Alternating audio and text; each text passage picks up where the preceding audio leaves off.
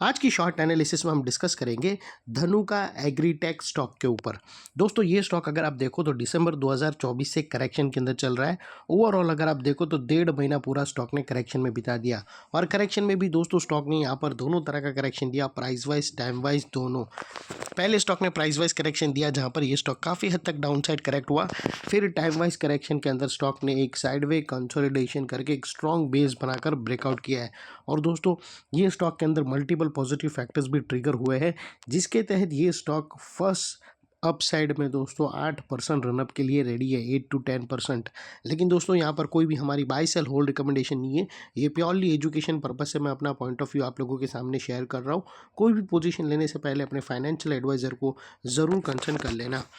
दोस्तों आप लोग देख सकते हो कि ये वो टॉप था जहाँ से डाउन साइड करेक्शन स्टार्ट हुआ था एक डाउनवर्ड स्लोपिंग पैरेलल चैनल के थ्रू, और जब तक स्टॉक ये डाउनवर्ड स्लोपिंग पैरेलल चैनल में एंगेज रहा यहाँ पर back to back lower lows trigger होते गए। फ्रेंड्स अगर आप देखो तो फर्स्ट लोअर लोज यहाँ पर हिट हुआ, सेकंड लोअर लोज यहाँ ट्रिगर हुआ, थर्ड और लास्ट लोअर लोज यहाँ पर। और जैसे ये downward sloping parallel channel upside में ब्रेकआउट हुई, इसने मल्टीपल हायर हाइज को ब्रेक करके उसके अबाउ सस्टेन क्लोजिंग देखकर कंफर्म कर दिया करेक्शन कंप्लीटेड। यहाँ पर हमें दो मेजर पॉजिटिव सिग्नल मिले। पहले तो इसने डाउनवर्ड स्लोपिंग पैरेलल चैनल को अपसाइड में ब्रेक किया जिसके वजह से जो स्ट्रेट डाउन साइड फॉल आ रहा था प्राइस वाइज करेक्शन का, अल्टीमेटली वहाँ पर ब्रेक लग गई। सेकेंडली इसके जो लोअर लोज थे वो हायर हाइज में शिफ्ट हुए क्लोजिंग बेसिस पे, जो हमें कंफर्म करता है कि स्टॉक के अंदर बॉटम लग गई है, करेक्शन कंप्लीटेड और टेम्पररी अपसाइड मूवमेंटम के लिए रेडी है। अनलेस एंड अनटिल यहाँ पर कोई नया लोअर लोज ट्रिगर ना हो या पुराने लोअर लोज के नीचे क्लोजिंग ना मिले, तब तक दोस्तों यहाँ से स्टॉक अपसाइड बाउंस के लिए फुल टू में रेडी है। और दोस्तों बात कर लेते हैं यहाँ पर डाइवर्शन की। तो फ्रेंड्स अगर आप RSI डालकर चेक करो तो RSI का जो लास्ट लोअर लो स्विंग अगर आप देखो तो यहाँ पर आपको डाइवर्शन विटनेस होगा। प्राइस एक्शन के जो लास्ट लोअर लो स्विंग वो डाउन साइड की तरफ टिल्ट हुए हैं, वही RSI के अपसाइड में टिल्ट होकर यहाँ से हमें ब्रेकआउट मिल रहा है जो एक अपसाइड मोमेंटम पंप कर सकता है स्टॉक के अंदर। और फाइनली दोस्तों यहाँ पर बात कर लेते हैं एक चार्ट पैटर्न की। तो दोस्तों अगर आप देखो तो यहाँ पर हमें एक राउंडिंग बॉटम ब्रेकआउट यहाँ पर क्लियरली विटनेस होती है। और दोस्तों इसी के ही लोअर टाइम फ्रेम में अगर आप यहाँ से देखो तो इधर एक यहाँ पर अगर आप लोअर टाइम फ्रेम में देखो तो दोस्तों यहाँ पर एक हेड एंड शोल्डर पैटर्न भी ब्रेकआउट हुई है।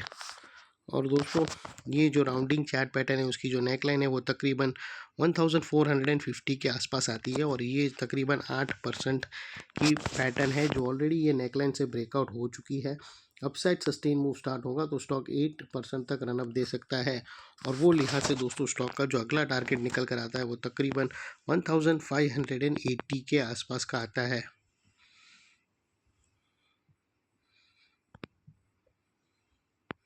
1580 स्टॉक का अगला टारगेट है।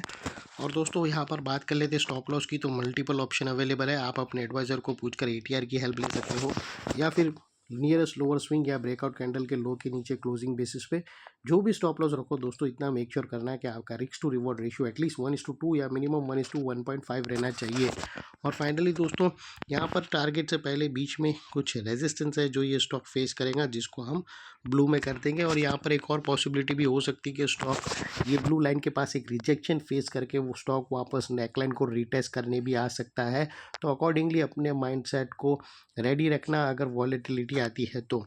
और फाइनली दोस्तों नेकलाइन के पास का ये वाला एरिया बहुत ही इंपॉर्टेंट एरिया बनकर ट्रिगर हुआ है बिकॉज मल्टीपल पॉजिटिव फैक्टर्स हमें यहाँ पर एक्शन में आते हुए मिले।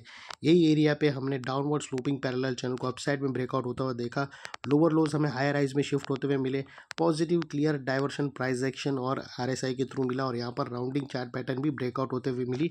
तो वो लिहाज से दोस्तों ये एरिया जो अभी तक एक स्ट्रॉन्ग रेजिस्टेंस था वो अल्टीमेटली स्ट्रॉन्ग सपोर्ट बनकर ट्रिगर हुआ है।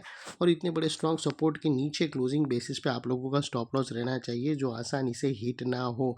और बाय एनी चांस अगर क्लोजिंग बेसिस पे ट्रिगर हो जाता है तो नो इफ नो बट सीधा स्टॉप लॉस देकर ट्रेड को वाइंड अप कर देना चाहिए। ये थी हमारी शॉर्ट एंड स्वीट एनालिसिस। अच्छी लगे तो प्लीज़ चैनल को लाइक शेयर सब्सक्राइब ज़रूर करना। Thank you. जय हिंद।